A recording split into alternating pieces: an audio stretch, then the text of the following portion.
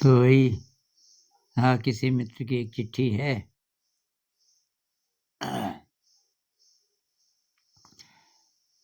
वो कहती हैं, ऐसा मेरे साथ बहुत दफ़ा होता है कि जब भी काम करूँ, ख़ासकर अगर मैं पढ़ाई कर रही हूँ और लंबे समय तक पढ़ाई कर रही हूँ, तो मन विचलित रहता है। पढ़ाई ना भी करूँ, पढ़ाई के अलावा अगर कुछ टीवी देख रही हूँ या कोई और काम कर रही हूँ, तब भी मन जिस समय जो काम कर रहा होता है, उस काम में नहीं रहता। वो बाकी सारी दिशाओं में चला जाता है। भूतकाल में मिली हुई किसी वेदना या किसी व्यक्ति से जुड़ा हुआ दर्द अचानक सामने आ जाता है और वही बातें मन में चलने लगती हैं। कभी भविष्य के बारे में सोचने लगती हूँ, कभी अतीत के बारे में। इस कारण बहुत दिक्कत होती है। खासकर पढ़ाई करते समय मैं अपना ध्यान एक जगह एकत्रित नहीं कर पाती हूँ। क्या ध्यान ही इसका एकमात्र समाधान है या इसके साथ हम कुछ और माइंडफुलनेस से जुड़ी चीज़ें भी अभ्यास कर सकते हैं?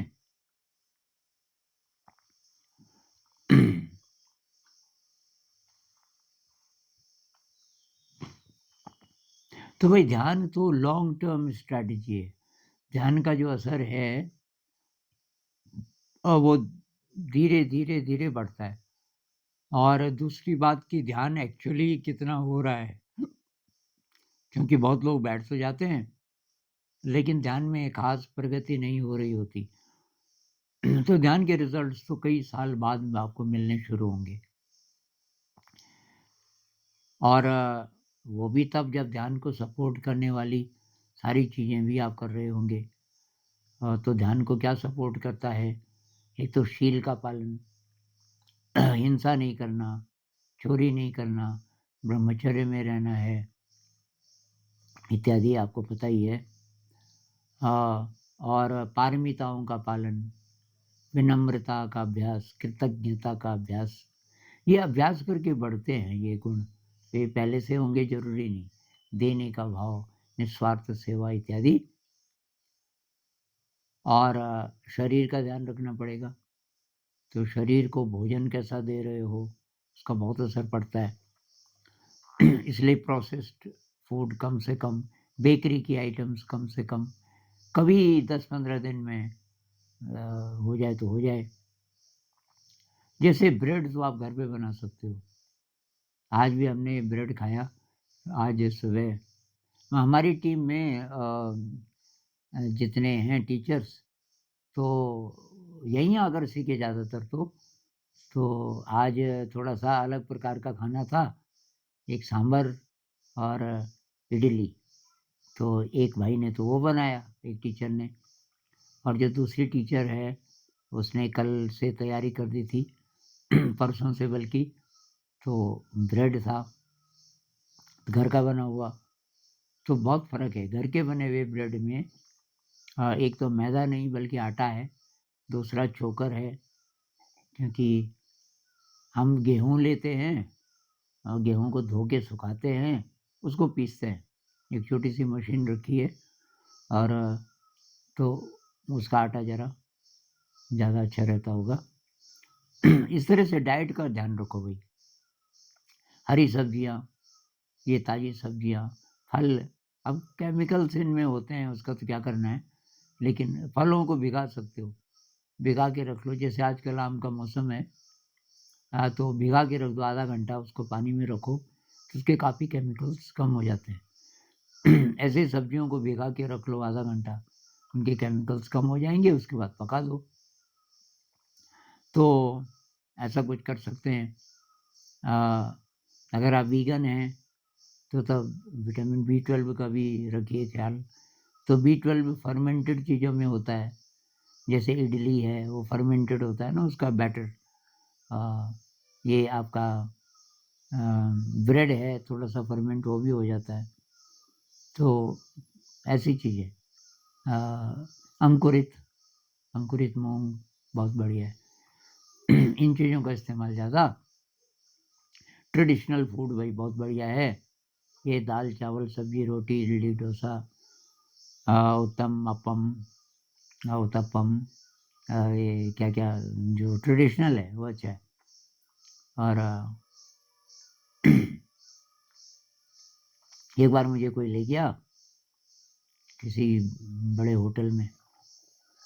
बड़े होटलों से पहले ही मुझे थोड़ी-सी एलर्जी होती है। मेरा विश्वास नहीं है कि वहाँ अच्छा मिलता होगा। तो कोई लेडी थी और वो ले गई, तो मैंने कहा चलो, कि आनंद जी क्या खाएँगे? मैंने कहा, ये मैदे की चीज़ नहीं खाऊँगा, आटे की रोटी अगर है तो खा लूँगा, और चावल मैं खाता नहीं। तो आप पहले पता करो, उस होटल में आटा आता ही नहीं था। पता चला मैदा ही आता है, मैदे का नान और जो भी है, तो वही उसी से बनता था। कि यहाँ तो कि चावल, मैंने कहा चावल तो मैं खाता नहीं। खैर तो इसलिए बाहर कभी आप खाने जाओ तो वहाँ भी ज़रा ध्यान रखो। कभी-कभी ठीक है, 10-15 दिन में कुछ ऊट-पटांग खा दिया। 10-15 दिन में आप जवान हो तो पचा लोगे। तो शरीर का भी ध्यान रखना है। विग्रस एक्सरसाइज़ बहुत ज़रूरी है। थोड़ा डांस कर लो, क्लासिकल म्यूज़िक के साथ कुछ लोगों ने ये अपनाया। आज ही एक कमेंट था किसी लड़की का, बहुत परेशान थी, बहुत स्ट्रेस्ड, कि मैं कपालभाति करने लग गई करीब 5 मिनट, फिर मैं विग्रस डांस। तो मेरा सुझाव रहता है कि क्लासिकल म्यूज़िक लगा दो अपनी पसंद का। हाँ, जैसे मुझे तो वायलिन पसंद है। साउथ के 2 भाई हैं, बहुत बूढ़े हो गए, गणेश, कुमरेश, उनका वायलिन, कमाल का वायलिन बजाते हैं। और वो लगा दो और उस पे डांस करो, खूब विग्रस डांस करो। कोई भरतनाट्यम, कथक, मणिपुरी की बात नहीं कर रहे। जैसा शरीर, आप शरीर तो जंगली है ना हमारा, तो जंगली डांस, जैसा शरीर बोले वैसा डांस। मैं भी करता हूँ बहुत बार, म्यूज़िक हो या ना हो, तो एक प्रकार का जंगली डांस। कभी चारों से, हाथ-पैर से, सबको टेक के, कभी 2 से, कभी कैसे, शरीर को जो अच्छा लगे। तो ये हो गया, एक्सरसाइज़ हो गई। अब ये तो हुआ शरीर के एंगल से। प्राणायाम, तो कपालभाति कर लो थोड़ी देर, वो काफ़ी है, कपालभाति। कुछ आसन करना चाहो तो कर लो, आसन से थोड़ा फ्लेक्सिबिलिटी आती है। अब आसन सीखने की ज़रूरत नहीं है कि भई अब सीखेंगे, कब सीखेंगे? कुछ नहीं, पीठ 1-2 आसन ऐसे कर लो कि पीठ पीछे की तरफ मुड़े, और 1-2 आसन ऐसे करो कि पीठ आगे की तरफ मुड़े। 1-2 देख लो। बहुत टेक्निकल होने की ज़रूरत नहीं है। अब योगा सिखाने वाले बहुत बार ना, क्योंकि बहुत सारे लोग सिखाने लग गए, तो थोड़ा-सा उसको सोफिस्टिकेटेड बनाने की कोशिश करते हैं, तब लोग सीरियसली लेते हैं। पर एक्चुअली वो शरीर अपने आप बोलता है, थोड़ा इधर मुड़ जाओ, थोड़ा इधर मुड़ जाओ, बस हो गया। और डांस कर रहे हो तो उसमें सारी एक्सरसाइज़ आ जाती है। लेकिन ये तो हुआ शरीर, असली प्रॉब्लम है मन। ये सब भी आप करोगे तब भी मन तो भटकेगा। तो एक तो भाई ये कॉमन है, ह्यूमैनिटी की प्रॉब्लम है, ये केवल आपकी नहीं है कि पढ़ाई करते समय मन इधर-उधर चला जाता है, ये सबकी प्रॉब्लम है।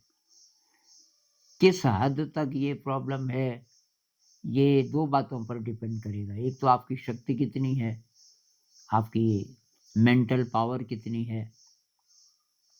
मन को शक्तिशाली बनाने के लिए आप कुछ करते हो कि नहीं करते डेली बेसिस पे? बचपन से अब तक मन का विकास कैसे-कैसे हुआ? तो एक तो वो। दूसरी बात, इंटरेस्ट कितना है जो आप पढ़ रहे हो?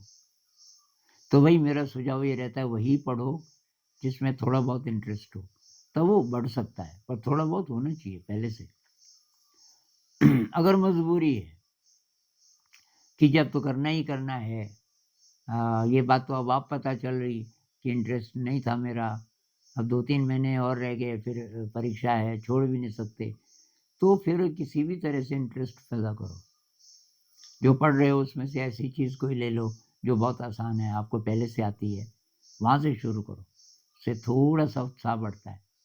फिर कोई नई चीज़ पकड़ो जो थोड़ी-थोड़ी समझ आती है। तो पहली चीज़ को करने से जो उत्साह बढ़ा, वो वहाँ काम करता है। जो आधी-आधी समझ आई, हो सकता है अभी ज़रा ज़्यादा समझ आ जाए। ऐसे करते-करते आप आगे बढ़ सकते हो। तो मेडिटेशन तो भाई लॉन्ग टर्म चीज़ है, उसके ल वो तो करना ही करना है। लेकिन उसके साथ-साथ आप क्या कर सकते हो,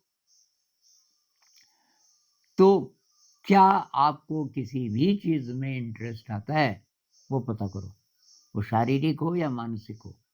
मतलब पढ़ाई-लिखाई से संबंधित हो, कला संबंधित हो, ये संगीत है, आर्ट है, कुछ और है, या शरीर की कोई चीज़ हो शारीरिक जो आपको बहुत पसंद है, या नेचर को देखना पसंद है, कुछ-कुछ तो अच्छा लगता होगा ना? जो अच्छा लगता है उसको बहुत माइंडफुली करो, सजग होके करो। और एक तो ये, एक जो भी काम आप करते हो रोज़, रोज़, रोज़, उसको ज़्यादा माइंडफुली करो। उदाहरण के लिए अगर आप चाय पी रहे हो, तो आपने चाय की ये चुस्की ली, मुँह में जीभ ने स्वाद लिया, अब थोड़ी गरम है चाय, बहुत गरम नहीं पर थोड़ी गरम तो है। अब चाय कहाँ तक पहुँची उसको महसूस करो, तो आप देखोगे कि पेट तक महसूस होता है। पूरा महसूस करो, फिर अगला स्टेप लो, फिर उसको देखो आप कहाँ गया, कहाँ पे महसूस हो रहा है। इससे आपका ध्यान उधर आ जाएगा सारा। उसी तरह कुछ देख रहे हो, नेचर को देख रहे हो, तो उसको बहुत ध्यान से, अगर आपको गार्डनिंग का शौक है, तो आप बोलोगे गार्डनिंग कहाँ करें, ज़मीन नहीं है, कोई बात नहीं, गमले में फूल उगा सकते हो। अगर तो छत है आपके पास, और शहरों में छत तो वो भी रेयर है, लेकिन थोड़ा बहुत धूप जहाँ आती हो, जो भी आपका फ्लैट है उसका कोई हिस्सा होगा, आगे वाला हिस्सा है मान लीजिए, थोड़ा-सा बरामदा है और वहाँ कुछ घंटे धूप आती है किसी इलाके में, वहाँ पर आप गमला रख सकते हो और उसमें उगाओ, उसमें फ़र्न उगा सकते हो। थोड़ा स्टडी करो क्या-क्या उग जाएगा उस क्लाइमेट में, और कुछ-कुछ खाने-पीने की चीज़ें भी उग जाती हैं गमले में, बहुत बढ़िया। जैसे जो लोग प्याज़, लहसुन खाते हैं, वो उग जाता है, धनिया उग जाएगा अच्छी तरीके से। थोड़ा-सा बड़ा गमला है, तो उसमें ये तुलसी उग सकता है, फिर पुदीना है, ये बहुत सारी हर्ब्स ये भी उग जाती है, और फूल है, फूल तो उग ही जाते हैं, और उसको बहुत ध्यान से करो। और फिर उसमें कभी तितली आएगी, कभी भँवरा आएगा, तो नेचर क्रिएट कर रहे हो आप घर के अंदर, क्योंकि महानगर में नेचर तो बहुत कम होती जा रही है, तो ये आप कर सकते हो। थोड़ा-सा संगीत, हारमोनियम ले लो। अब ये भाई फ़ोन के लिए तो हम तैयार होते हैं, कई लोग बोलते हैं कि एप्पल का फ़ोन लेना है मुझे, वो तो बहुत महँगा आता है। हारमोनियम तो 15-16 हज़ार में बहुत बढ़िया आ जाएगी। थोड़ा पैसा बचाओ और एक हारमोनियम ले लो बढ़िया-सा। अगर फ़ोन का आप बहुत इस्तेमाल नहीं करते, फ़ोन बेच दो, अब उसकी जगह ये ले लो, हारमोनियम ले लो, और उसपे सरगम की प्रैक्टिस करो। पूरे उसमें एकाग्रता आ जाएगी। तो जैसे सुर में सुर जब मिलाते हैं ना, सा, हारमोनियम के सुर को भी सुनते रहो और आप भी वही सुर निकालो, तो उसमें एकाग्र हो जाएगा मन। तो ये करो। किसी किसी साउंड का उच्चारण कर सकते हो। कुछ लोग जैसे ओम का उच्चारण करते हैं, या जो भी है, आप जिस भी रिलीजन को मानते हो, तो उसमें कोई कोई शब्द होगा, कोई आवाज़ होगी जिसको अच्छा माना जाता है। तो अ, जैसे ओम आप बोलो, ओम,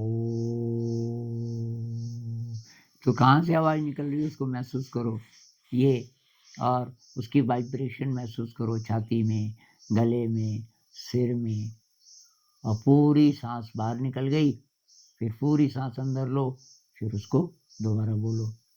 तो कोई भी आवाज़, कुछ लोग ये आवाज़ निकालते हैं, ये योगा में बताते हैं ना, इसको भ्रमरी भ्रमरी बोलते हैं शायद, कुछ लोग कान भी बंद करते हैं। कान वगैरह बंद करो ना करो, पर ये आवाज़ निकालो, इसको महसूस करना है असली बात।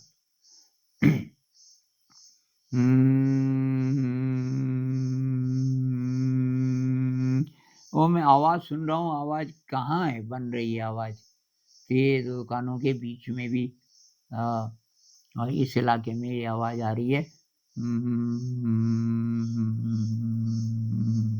मुझे छाती में कुछ महसूस हो रहा है, यहाँ महसूस हो रहा है, यहाँ भी हो रहा है। इसको महसूस करना है, किसी भी आवाज़ को निकाल के। उससे एकाग्रता बढ़ती है। तो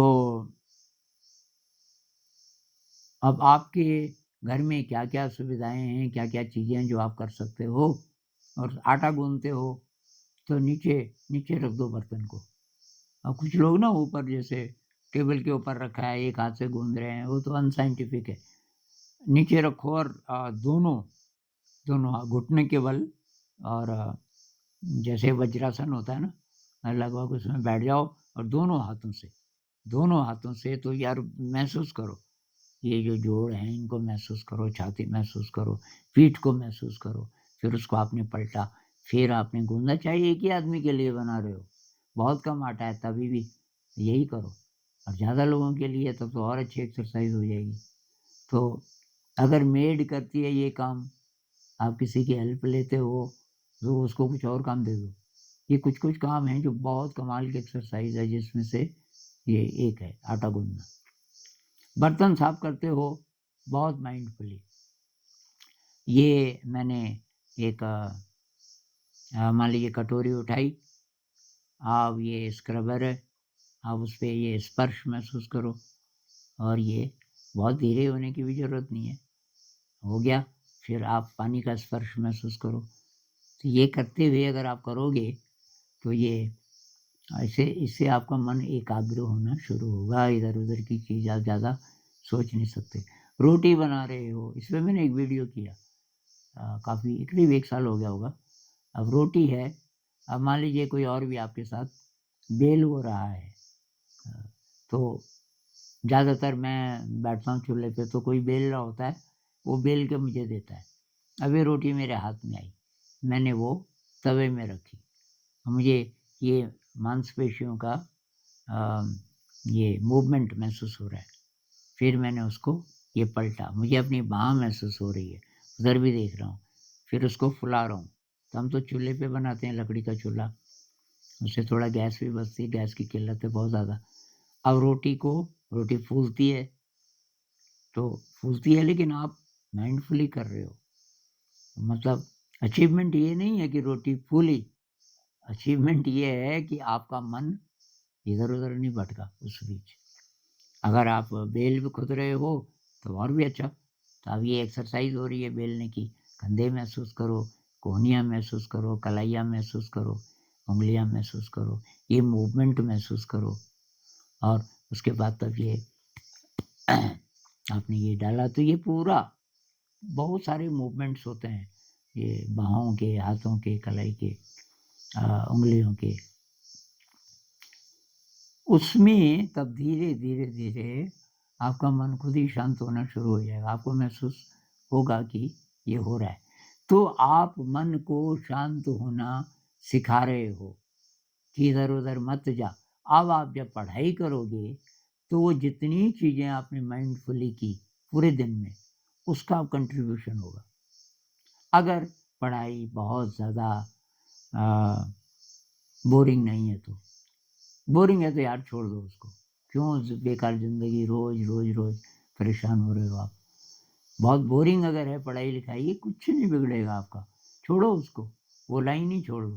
कॉम्पिटिटिव एग्ज़ाम की तैयारी कर रहे हो, ज़रूरी नहीं है। कितने ये लोग हैं यार, 8 बिलियन लोग हैं। 8 बिलियन में से 3 बिलियन ज़रूर होंगे जो जवान हैं, लगभग आपकी उम्र के हैं, कॉम्पिटिटिव एग्ज़ाम और पढ़ाई की उम्र के। तो वो भी तो जी रहे हैं, वो कुछ और कर रहे हैं। और जितने लोग तैयारी करते भी हैं, अ, मैंने एक मोटा-मोटा हिसाब लगाया था कि 15 लाख लोग कॉम्पिटिटिव एग्ज़ाम में अपीयर होते हैं हमारे देश में। जिसमें से 1500 फाइनली लिए जाते हैं। अब आप हिसाब लगाओ, उसमें नंबर आना बहुत मुश्किल है। तो इसलिए शौक के लिए पढ़ो, इसलिए पढ़ो कि भाई उसमें आपको लग रहा है कि कुछ है, ज्ञानवर्धन के लिए पढ़ो। तो उससे क्या होगा, पढ़ते समय आप बोर नहीं हो रहे, आपको अच्छा लग रहा है, क्योंकि नई-नई चीज़ें पता चल रही हैं। अब परीक्षा में आप फेल हुए, आपको ज़्यादा प्रॉब्लम नहीं हुई, क्योंकि पहले से आपका उद्देश्य परीक्षा पास करना नहीं है। यहाँ पे गड़बड़ हो रही है सारी। पढ़ाई महत्वपूर्ण नहीं होती लोगों के लिए, महत्वपूर्ण होती है नौकरी। बस यहाँ से गड़बड़ हो गई। नौकरी कहाँ है? अभी तो आपके पास किताब है। वो महत्व, ये पल, ज़िंदगी के इस पल में आप जो भी कर रहे हो, उसमें जान होनी चाहिए। आगे पता नहीं होना हो, जैसे प्रेम में होता है। इस क्षण में किसी से आपका प्रेम है। अब आप बोलते हो जी पहले ये पक्का कर लेते हैं, ये कल भी रहेगा प्रेम, परसों भी रहेगा। तब तो ठीक है, नहीं तो बिल्कुल नहीं भाई। मैं तुझे प्रेम तो करती हूँ, लेकिन कोई फ़ायदा क्या है? आगे तो उसने रहना ही। भाई प्रेम का कोई अगला पल नहीं होता, भविष्य नहीं होता, वो तो इस पल में है। वो तो उड़ती हुई चिड़िया की तरह है, देख लिया तो देख लिया। तो ऐसे ही हर पल है जीवन का, भविष्य के लिए नहीं। भविष्य में तो ज़रा और दूर चले जाओ तो डेथ है। अंतिम भविष्य क्या है हमारा? खत्म हो जाएंगे। तो अभी है ज़िंदगी, अभी जो कर रहे हो पूरे मन से करो। मन को सिखाओ, तो मन को पहले वो चीज़ें दो जिसमें मन को अच्छा लगे। ऐसा आप करोगे तो मन ज़्यादा भटकेगा नहीं। तो आप इस पे काम कीजिए अभी, तब और बात करेंगे। नमस्कार।